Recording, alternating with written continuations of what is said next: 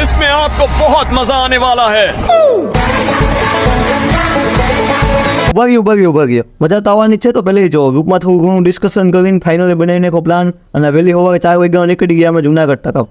Finally પહોંચી ગયા અમે ભવનાથ, અને અહીંયાથી ગિરનાર તરફથી પહોંચીને લાઇનમાં ઊભા ગયા. એ તો પબ્લિક જ એવું હતું. અને અહીંયા વાંચ્યું પ્લાસ્ટિકની બેગ લઈ જવાની સખ્ત મનાઈ છે, અને અમે લીધો તો બધો નાસ્તો, અને એ પણ પાછો પ્લાસ્ટિકની બેગમાં જ નાખ્યો. અને લાઇનમાં ઊભા રહીને અમને કાઢ્યા બહાર, અને પ્લાસ્ટિકની થેલી હતી એટલે, અને પછી કપડાની થેલી લઈને એમાં બધો નાસ્તો મિક્સ કરીને અમે જય ગિરનારીનું નામ લઈને ચડવા માંડ્યા.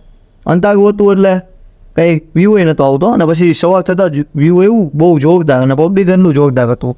થોડાક આગળ ગયા ત્યાં અમે હતા આગળ પાછળ થઈ ગયા, ત્યાં અમે રાહ જોતા હતા બધાની.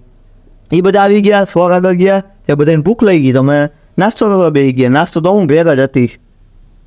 અને ભાઈ થોડા આગળ ગયા તો મારો ખુદનો કિન્નારો એમ હાલતો હતો. ભાઈ થોડા આગળ ગયા તો હું મારો ભાઈબંધ તો ડિસ્કશન કરતા હતા. ભાઈબંધે વિડીયો ઉતારી લીધો. શાબાશ બેટા.